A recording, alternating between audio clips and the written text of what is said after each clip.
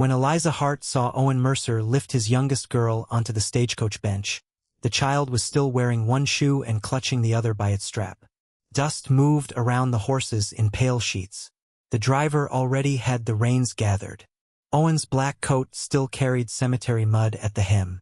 Eliza crossed the yard before fear could remind her she had no claim on any of them, caught the stage door with both hands, and looked up at the man who had buried his wife 4 days earlier. "Let me stay. I'll raise your children." He did not answer at once. Ruth, the oldest, sat straight-backed beside her little sister with a valise too small for a life. Ben stood near the wheel counting the brass studs on the carriage door under his breath, the way he counted fence posts whenever he was trying not to cry. "If you've settled in with me tonight, tell me where you're listening from while this one begins. Maybe from a quiet kitchen in Iowa, a back porch in Queensland, a flat in Leeds, or a farmhouse road in Nova Scotia. However far this story has traveled to find you, it starts in the Tongue River country of northern Wyoming, where land had a way of testing whether grief could work with its hands." "I can't pay you," Owen said at last, and the rough honesty of it hit harder than cruelty would have. Cruel men were easy to resist. Tired truth asked something larger. Eliza smelled hot leather, coffee gone bitter on the kitchen stove, and the stale sickness that still clung to the Mercer house after Clara's long dying. "I'm not asking for wages yet," she said. "Give me the attic room, food same as the children, and time till first snow to prove I'm more use than burden." He glanced toward the road south, where his sister in Buffalo had offered to take the children until he could settle the bank note hanging over the ranch. Then Lily climbed down from the coach by herself and wrapped both arms around Eliza's skirts. Owen closed his eyes for one heartbeat. "Get them inside," he said. That first afternoon settled the argument better than any speech could have. Eliza broke peaches for the children, got Lily to eat, turned Ben from silence to small errands, and let Ruth help without pretending the girl was old enough to carry adult worry. She moved through the kitchen the way some people move through prayer, by repetition and steadiness. Clara's apron still hung behind the door. Her comb still lay on the washstand upstairs. No one had yet found the strength to alter a room that had watched a woman leave it inch by inch. Outside, Owen spent the day repairing a fence, doctoring a heifer with a torn flank, and working like a man who understood that if his hands stopped, his thoughts would catch him. From the sink window Eliza watched him once, hat off, both palms braced on the hitch rail, head bowed to no audience but the horses.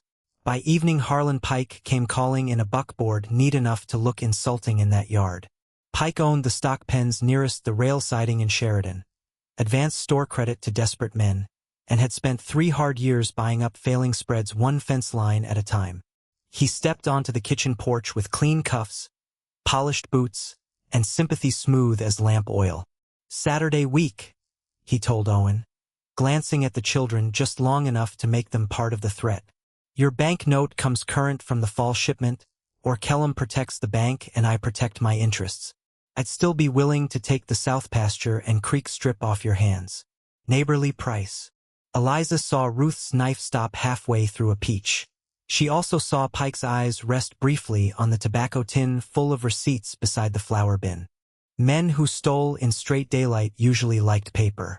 After he left, Ben asked what brought current meant. Owen answered as simply as he could. It meant he owed money, and men who lent it had a poor sense of mourning.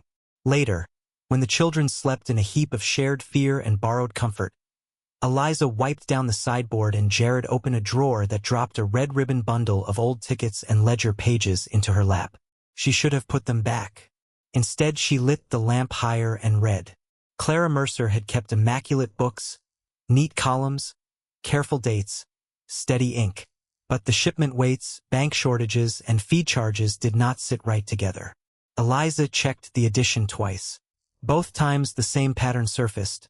Mercer cattle somehow arrived lighter on Pike's tickets than the rest of the arithmetic allowed. Owen found her there near midnight. He stood in the kitchen doorway smelling of horse and cold air and looked first at the papers, then at her face. "You can leave those," he said. "Who keeps the books now?" she asked. "I do what needs doing." It was answer enough. Clara had held one half of the ranch in her head and hands, and death had taken that half clean away. Eliza nodded toward the ledger. Somebody has been cheating this place, or somebody here has been sleepwalking through numbers. I don't think it was Clara. Before he could answer, hoofbeats sounded in the yard. At sunrise, Sheriff Brand's deputy nailed the foreclosure notice to the porch post where every child would have to pass beneath it. If the bank's note was not settled from the fall shipment, the Mercer house, corrals, and North Meadow would be sold on the courthouse steps in Sheridan. The hammer blows changed the air of the place for good. News spread through the valley faster than smoke. By the third day, everyone in town had a theory about why Eliza Hart remained in a widower's house, and none of them were kind enough to feed children or hard enough to mend a fence. Mrs. Blevins from the boarding house, who tapped one tooth with her spoon whenever she was thinking, pushed an extra sack of beans into Eliza's basket at the mercantile and said there was a warm room and steady wages waiting if she wanted respectable work. Respectable would have been easier. Respectable would not have required sitting outside Ben's room at midnight while he dreamed himself awake or watching Ruth measure flour as if one wrong scoop could undo the walls.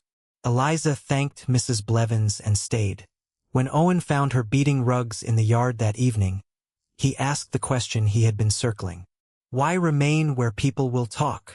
Dust lifted around her shoes. She kept her eyes on the line and said, because your little girl reached for me like she was drowning. Then, because he still waited and because some truths rot if you keep them sealed too long, she told him about the room over a freight office in Laramie, the husband with weak lungs, the baby born dead in late winter, and the brother-in-law who had informed her after the funeral that the deed had never been hers. I learned what an empty house does to a person, she said. I won't watch another one swallow children if I can help it. Owen looked away first. Men like him were not uncomfortable with pain. They were uncomfortable with being seen through it. His harder choice arrived in the form of a letter from his sister May in Buffalo. She offered again to take Ruth, Ben, and Lily south until spring, which would spare them the foreclosure and spare him the shame of needing a stranger in the house. Eliza saw him standing by the corral at dusk with the letter folded small in one broad hand. That night he dragged Lily's trundle bed back into the nursery beside Ruth's, mended a loose slat with the butt of a screwdriver, and never spoke of Buffalo again. Children notice what is chosen without being announced. By supper the next day Ben had stopped asking what his aunt's town looked like. Ruth had started leaving books in the parlor instead of keeping them packed. Lily slept one whole hour without waking to check whether Eliza was still under the same roof. The ranch did not become cheerful, but it did begin to trust its own rhythm again. Eliza ran the kitchen, took stock of the pantry, assigned Ben to shell beans and count nails, let Ruth learn the coffee measure, and tied Lily's hair with scraps cut from a worn blue ribbon. After supper she opened Clara's ledgers and the newer receipts Owen kept wadded in a tobacco tin. One by one she laid the figures side by side. Every shipment through Pike's pens showed the same kind of shrinkage, too clean to be weather, too regular to be bad luck. A steer lost a little here, a dozen pounds there. Enough over 3 seasons to pull a bank note into a noose. One afternoon she found Ben in the feed shed trying to balance 2 grain scoops on the beam scale with a stone in one pan. You've hung that wrong, she said. I know, he muttered. I'm seeing how much a thing can cheat before you notice. It was so close to her own worry she had to crouch beside him for a moment before answering. She shifted the hook, steadied the beam with one finger, and said, a house can carry a hard season if the weight is honest. Ben watched the scale settle level. Ours isn't. Yours is, she said. That's the trouble.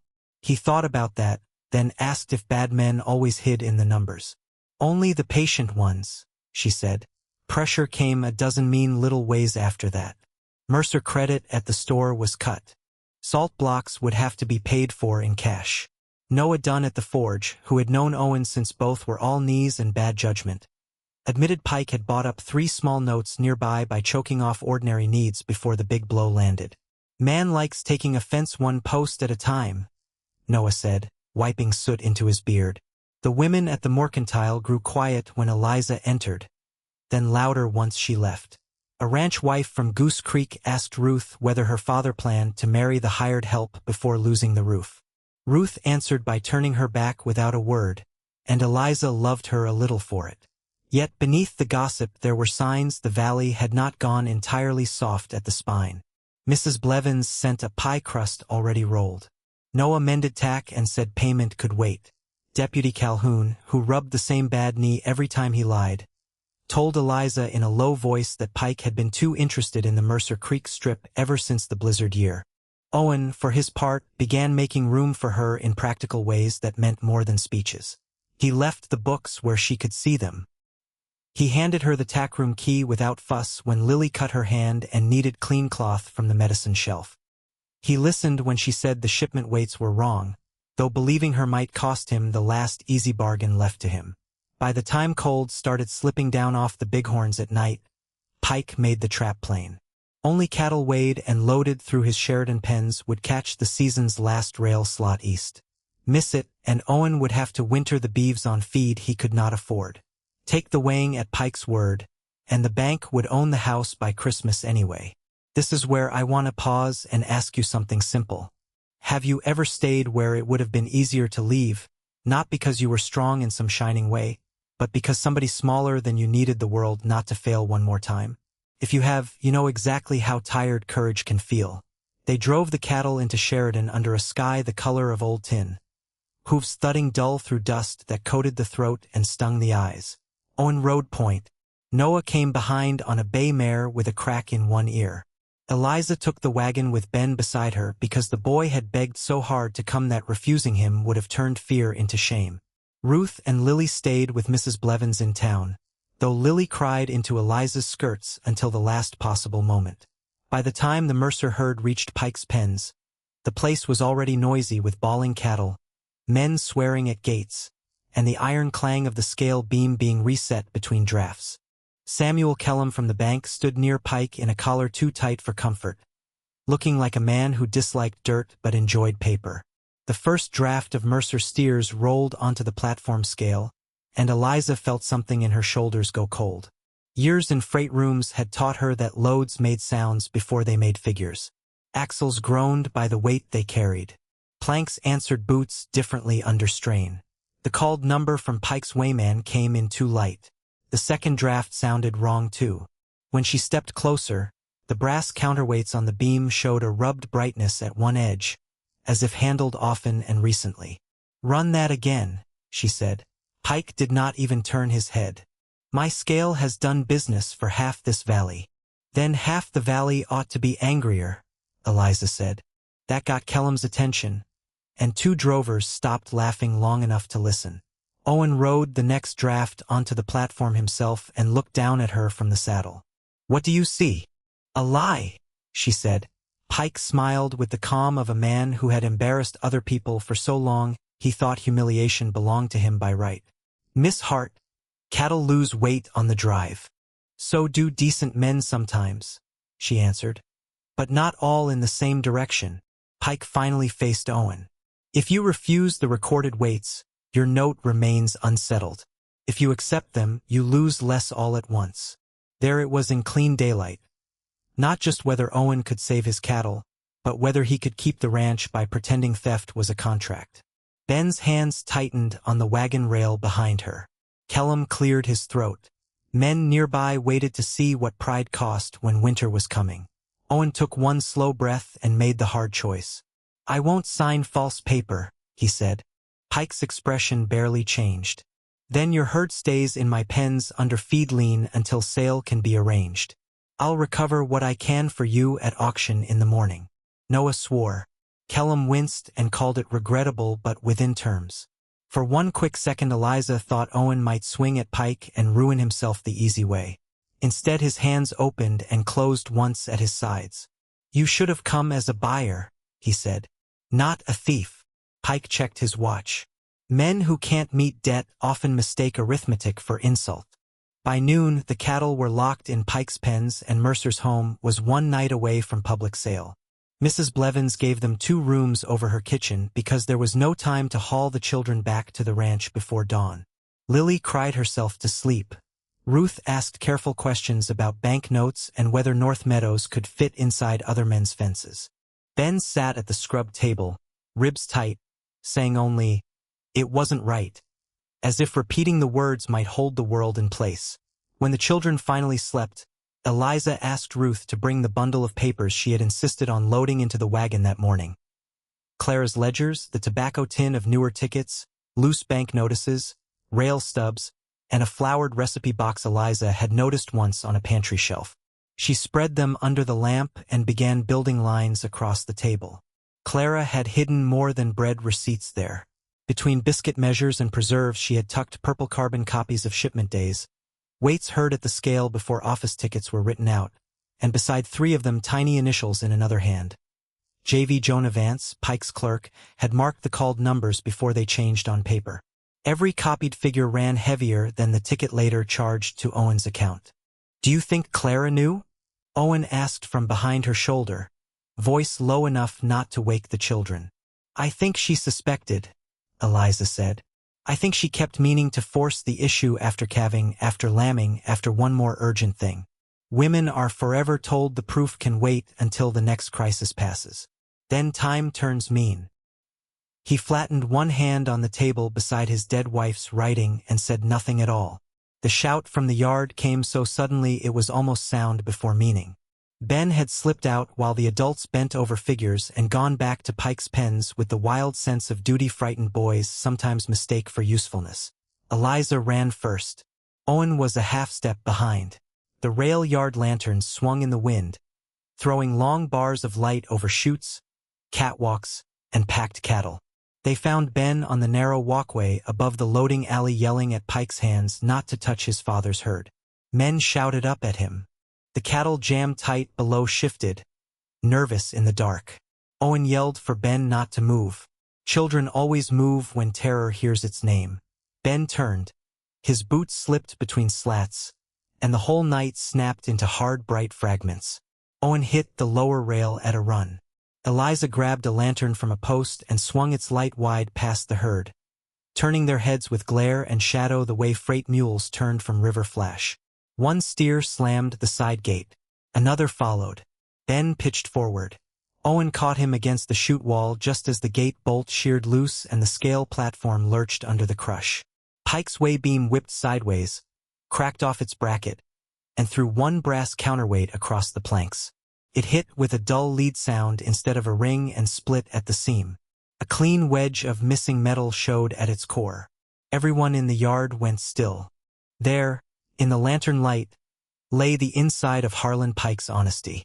Pike came fast for the first time Eliza had ever seen, but speed could not mend what the whole rail yard had witnessed. Noah picked up the broken weight and turned it in his blackened hands. "Would you look at that?" he said quietly. "Arithmetic goes hollow when you cut the middle out." Kellum arrived in his nightshirt under a coat, blinking at the evidence like a man waking inside somebody else's scandal. Pike called it sabotage. Owen held Ben against his chest while the boy shook from head to heel. Eliza watched Kellum staring not at the broken brass but at the trouble to his bank if he pretended not to see it. Yet even then Pike kept enough ground under him to speak the words that mattered most. Mercer's note still stood, and unless proof walked into daylight by morning, the auction would go ahead. That night in the boarding house room, with Ben finally sleeping from exhaustion and fear, Owen looked older than he had in the yard with the stagecoach. Eliza set a basin on the floor and only then saw the blood on her own thumb where the lantern handle had burned and split the skin. "You're hurt," he said. "It's a hand," she answered. "It will heal." His voice went hollow clear. "That boy nearly died. Clara died. I keep standing where the things I love slip away from me and doing every wrong thing one heartbeat too late." He told her then about the night he rode for the doctor through rain that turned gullies to creeks, about the horse going lame south of Big Goose, about returning to find Clara too weak to lift her arms while Ruth brushed her hair. He had kept that guilt like a nail in the boot, walking on it until it became part of how he moved. "What door did grief hand you?" he asked after a long silence. Eliza sat on the edge of the chair and answered without dressing the truth for company. "A nursery with no child in it. Milk coming in and nobody to feed. A brother-in-law tallying cups before my husband was cold. An empty room that sounded too large every night after." She looked toward the bed where Ben slept with one hand fisted in Owen's coat. That is why I begged in your yard. Not because I wanted employment. Because I could see this house about to lose its children too, and I could not watch another place go hollow. Owen reached into his pocket then and put something heavy and cool into her palm. It was the iron front door key from the Mercer ring, worn smooth by Clara's years of carrying it. Clara used to say a house ought to know who belongs to it, he said. His voice roughened but did not break. Some homes begin the minute someone believes you can stay. Eliza closed her hand around the key so hard the old metal bit her skin. She could not answer at first. Some kindnesses arrive so close to the wound they feel almost like pain. If that found something tender in you tonight, you already know why stories like this stay with us. They remind us that so much of what saves a life is quiet and easily overlooked. And if you want more of that kind of truth, the kind that hurts and heals in the same breath, I'd be grateful if you stayed close with a like and a subscribe before we see what morning makes of them. Morning brought Owen's sister May to the boarding house with dust on her hem and fury already in hand. She took in the sleeping children, the papers covering the table, and Eliza standing there with the key hidden in her fist. "So this is the plan?" she demanded. "Leave them over a stockyard with a woman nobody knows while the ranch goes under?" Eliza could have ended the quarrel in one sentence. Clara, fevered and fading, had once caught her wrist and whispered, "Don't let the house scatter them." It would have won the room at once. It would also have been a dead woman's fear used as a weapon. So Eliza only said, "They should hear what is decided about them." Ruth, awake now and white-faced with worry, lifted her chin and said, "I want to go home." Ben nodded. Even Lily whispered the same word. May looked from them to Owen and saw, finally, not scandal but a family in the raw act of being chosen. She took off her gloves and poured coffee instead of argument. Ruth noticed the restraint. Children always do. As the others bent over papers, she came behind Eliza and brushed 2 fingertips, quick as a sparrow, across the hand that held the key. Nothing more. The gesture said she had seen what Eliza had not used to win and loved her for it. With daylight lifting outside the thin curtains, Noah arrived from his forge carrying his own certified shop weights, and Deputy Calhoun followed, rubbing his bad knee and pretending it was official curiosity that brought him. Together they arranged the proof. Clara's copied figures, Pike's tickets, the broken counterweight wrapped in a dish towel, and the rail stubs that showed Mercer shipments entered heavier at the siding than they later appeared in Pike's office books. It was not luck. It was built work, gathered by a dead woman's suspicion and a living woman's refusal to look away. The Stock Association hall smelled of lamp oil, dust, and cold wool. Ranchers lined the walls by the time Samuel Kellum called the meeting to order. Sheriff Brand stood with his mustache damp from coffee. Jonah Vance hovered near the side wall, rubbing his ink-stained thumb against his finger until the skin shone. Harlan Pike looked as composed as the brass button on a judge's coat.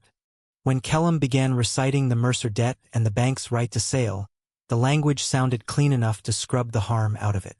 Then he asked whether Mercer had anything to present before the bank proceeded. Owen looked at Eliza in full view of every man in the room and said, "She does."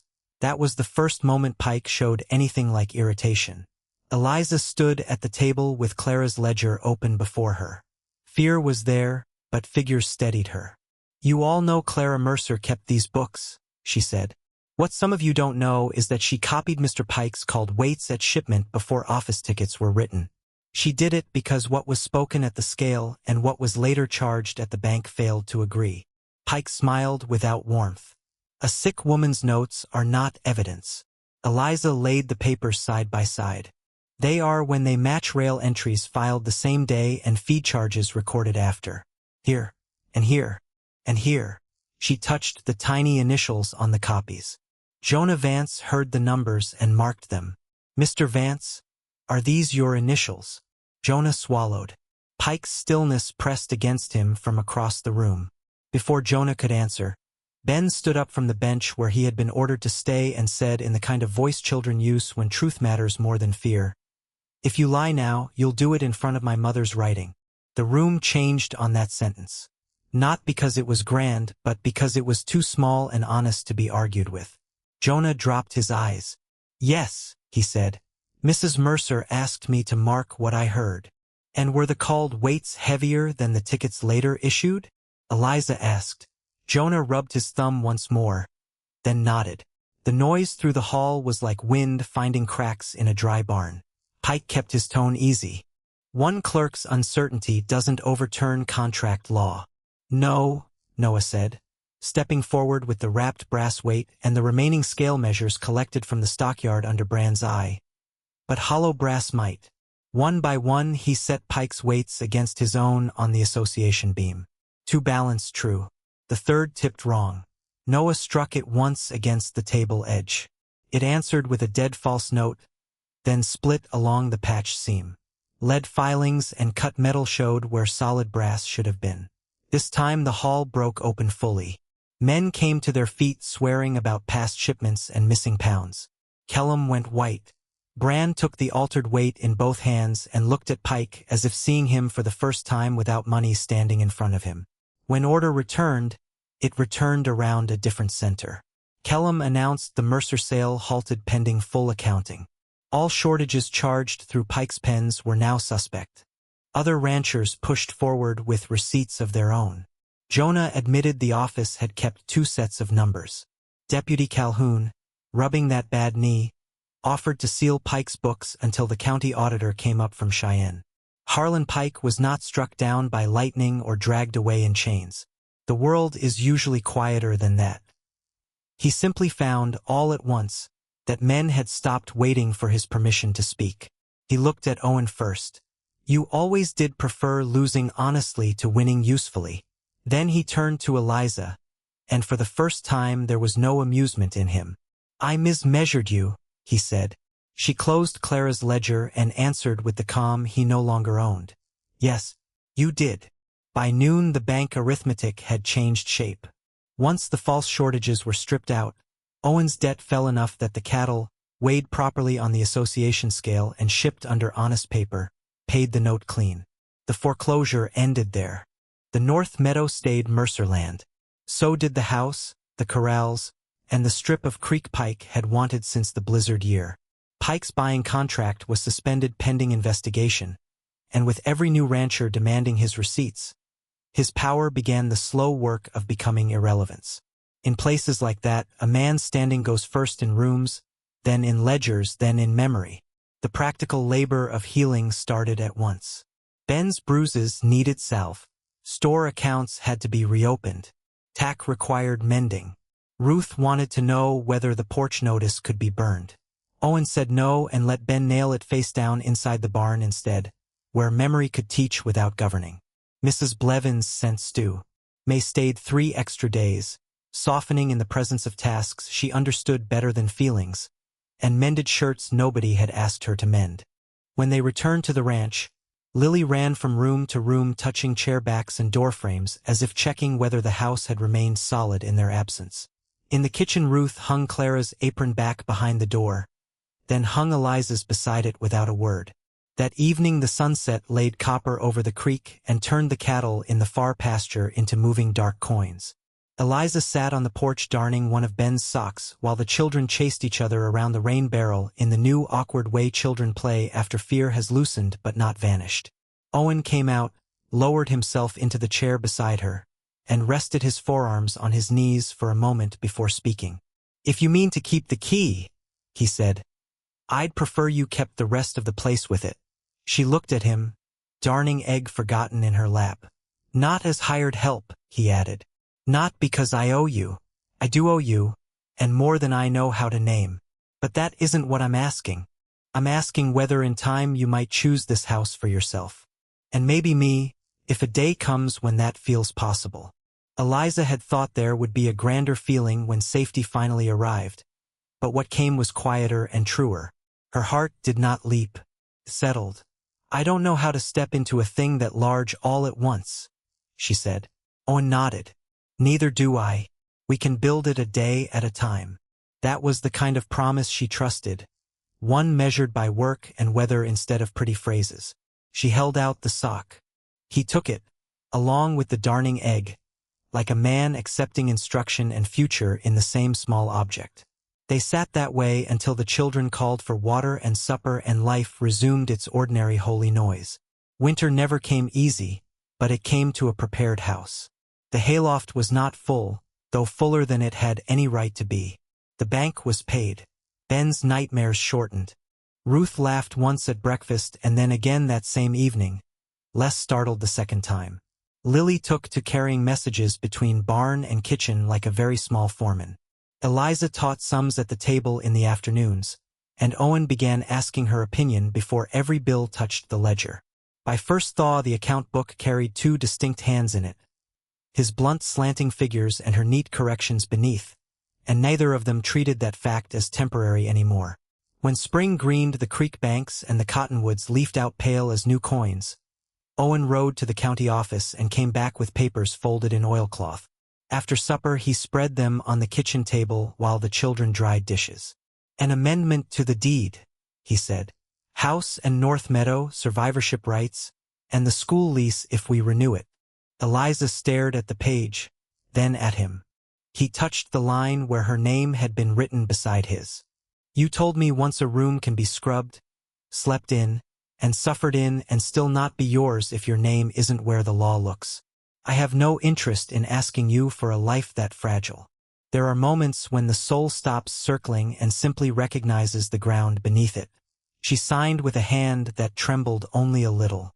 Years later, Ruth would claim the Mercer place truly changed not on the day the bank halted the sale or the day Pike lost his scales, but on the evening Owen moved the second porch chair to its permanent place and never again left Eliza to watch the sunset alone. By the next haying Ben had longer legs, fewer fears, and a habit of checking every measure in the barn as if honesty were now part of his chores. Lily ran ribbon-haired between kitchen and corral. Ruth kept Clara's ledger in the same drawer as Eliza's lesson plans and wrote in both. Some evenings Owen stood at the pasture gate with one arm across the top rail and watched the lamp come up in the kitchen window like a promise he had once thought himself unworthy of keeping. One such evening, with the smell of cut alfalfa in the air and the porch boards still bearing the old crack from the winter the house nearly shifted under grief, Ben asked why his father had never planed the mark away. Owen looked toward the doorway where Eliza was laughing at something Lily had said, and answered in the plain voice children trust for permanent things. "A house remembers who kept it standing."